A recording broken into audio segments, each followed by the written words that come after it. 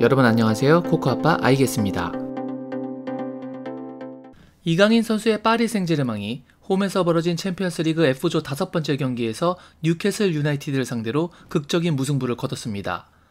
대체적으로 경기를 주도했던 파리는 전반 24분 뉴캐슬 알미론의 슈팅을 골키퍼 돈나룸마가 어설프게 처리하며 이사크에게 선제골을 내주었고, 이때부터 점차 흐름이 말리기 시작하며 어려운 경기를 이어나가게 됐습니다.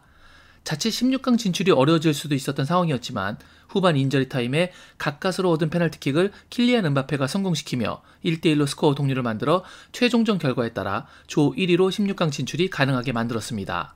그리고 이 경기에서 우리의 최대 관심사인 이강인 선수는 82분을 뛰고 교체 아웃되었습니다.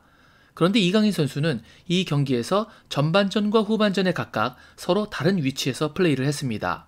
전반전에는 4-3-3 포메이션에서 왼쪽 미드필더로 활약을 했지만 후반전에는 오른쪽 미드필더로 이동해서 플레이를 했죠.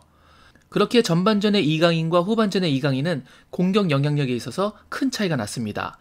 왼쪽 음바페 아래에서 뛰었던 이강인은 눈에 띄는 공격적인 활약이 부족했던 반면 우측에서 뛰기 시작한 후반전에는 특유의 번뜩이는 공격 전개 장면을 보여주기 시작했습니다. 오늘 플레이를 보면서 이강인 선수에게 현재 최적의 자리는 아무래도 오른쪽이 아닐까라는 생각이 더욱 강하게 들었습니다. 그래서 오늘은 이강인 선수가 오른쪽에서 뛰어야 하는 이유에 대해서 간단하게 분석을 해보려고 합니다. 그럼 그 이야기 바로 시작하겠습니다. 이강인 선수를 그냥 왼쪽에서 사용하기에는 그가 가지고 있는 공격 창의성과 더 나아가 직접적인 공격 포인트 생산 능력까지 억제되기 때문에 더욱 아쉬움이 많이 남는 것이 당연합니다. 지금 보시는 것은 이강인 선수의 전반전과 후반전의 터치맵입니다. 왼쪽이 좌측 미드필더로 나섰던 전반전이고 오른쪽이 우측 미드필더로 나섰던 후반전인데요. 보시면 두 개의 볼 터치맵이 확연하게 차이가 납니다. 좌측에서 플레이했을 때에는 종쪽으로 길게 플레이를 했고 우측에서 플레이했을 때에는 하프라인 아래쪽에서의 볼터치가 눈에 띄게 줄어들고 하프라인 위쪽에서 특히 우측 페널티 박스 근처에서의 볼터치가 집중되는 것을 볼 수 있습니다. 이 이야기는 좌측에서 뛸 때의 이강인 선수는 수비 가담이 적고 전진성이 강한 음바페로 인해 벌어지는 허리 지역의 공간을 커버하기 위해 후방으로 내려와 더 많은 수비 가담과 후방 빌드업 관여를 해야 한다는 것을 의미하고, 반대로 우측에서는 수비 가담과 후방 빌드업 관여보다는 전방에서 좀 더 공격에 집중할 수 있다는 것을 의미합니다. 이렇게 우측에서 공격에 힘을 실어주다 보니 후반전에는 전반전에서는 좀처럼 찾아보기 힘들었던 이강인 선수의 특유의 번뜩이는 공격 장면이 나오기 시작한 것이죠. 이강인 선수는 이번 시즌 확실히 이 경기뿐만 아니라 모든 경기에서도 우측에서 더 강한 모습을 보이고 있습니다. 이강인 선수가 파리 생제르맹으로 이적하고 난 후 이번 시즌에 들어 클럽과 국가대표팀의 모든 공식 경기에서 올린 공격 포인트는 총 10개입니다. 튀니지와의 친선 경기에서 2골, 베트남과의 친선 경기에서는 1골 1개의 도움, 월드컵 예선에서는 싱가포르를 상대로 1골 1개의 도움, 그리고 중국전에서는 1개의 어시스트로 국가대표팀에서 총 7개의 공격 포인트를 올렸고요. 리그왕에서는 브레스트전에서 1개의 도움을, 몽펠리에전에서는 1개의 득점을 올렸습니다. 그리고 마지막으로 챔피언스 리그에서는 AC 밀란을 상대로 득점에 성공했습니다.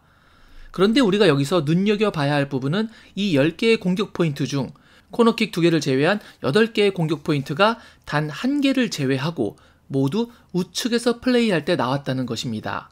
그렇기에 그 8번의 공격 포인트가 만들어진 위치 또한 모두 우측이었습니다.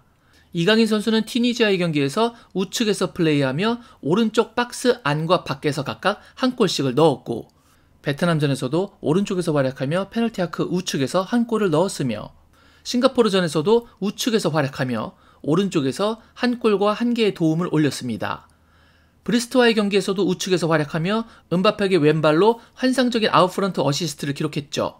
그리고 AC 밀란전에서는 교체로 투입해 역시 박스 안 우측에서 득점을 올렸습니다. 좌측에서 뛰며 공격 포인트를 생성한 것은 몽펠리에전에서 왼쪽 윙어로 나왔을 때 골대 정면 약간 왼쪽에서 넣은 골이 유일하죠. 이처럼 이강인 선수의 공격적인 능력을 살려 그것이 공격 포인트로 연결되는 것에는 오른쪽에서 활약할 때가 코너킥을 포함하면 90%의 비율을, 코너킥을 제외해도 그 비율이 무려 87.5%에 육박합니다. 이강인 선수가 우측에서 얼마나 치명적인 공격력을 발휘하는가가 그대로 드러나는 수치입니다. 여기서 코너킥을 통계에 집어넣는 것이 의미가 있는 게 그 코너킥 어시스트 2개가 모두 오른쪽 코너킥에서 나왔기 때문입니다.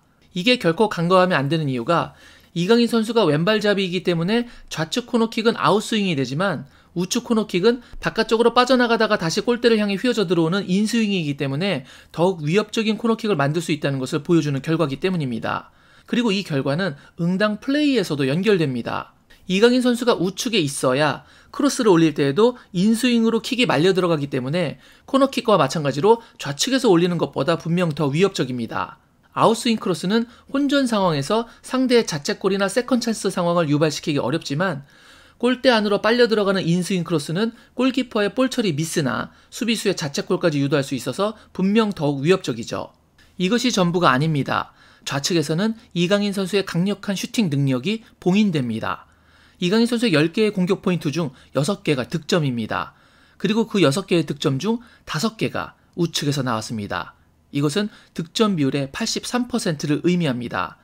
이 말인 즉슨 이강인 선수를 좌측에서 뛰게 하면 그의 득점 능력의 83%의 기회를 버리고 17%만을 사용한다는 것을 의미합니다. 즉, 이강인을 오른쪽에 배치시켜야 그의 강력한 슈팅력을 활용할 수 있지만 좌측에 놓으면 슈팅 득점 능력이라는 그 강력한 공격 옵션을 포기한다는 것을 의미하는 것입니다. 왼발잡이가 왼쪽에서 뛰면 사실상 슈팅 각이 거의 안 나오는 것이 당연하죠. 이처럼 국대에서도 클럽에서도 이강인 선수는 이번 시즌 확실히 득점에서건 어시에서건 그리고 플레이메이킹에서건 우측에서의 활약이 더욱 압도적입니다. 그럼에도 불구하고 루이스 엔리케 감독은 이강인 선수를 비티냐와 경쟁시키며 좌측 미드필더나 또는 음바페를 중앙에 놓을 때 좌측 윙어로 내세울 때가 있습니다. 하지만 앞선 결과들을 봤을 때 파리가 좀 더 창의적이고 무서운 공격력을 창출하고 싶다면 이강인 선수를 우측에 세우는 것이 확실히 더 유리하다고 분석됩니다.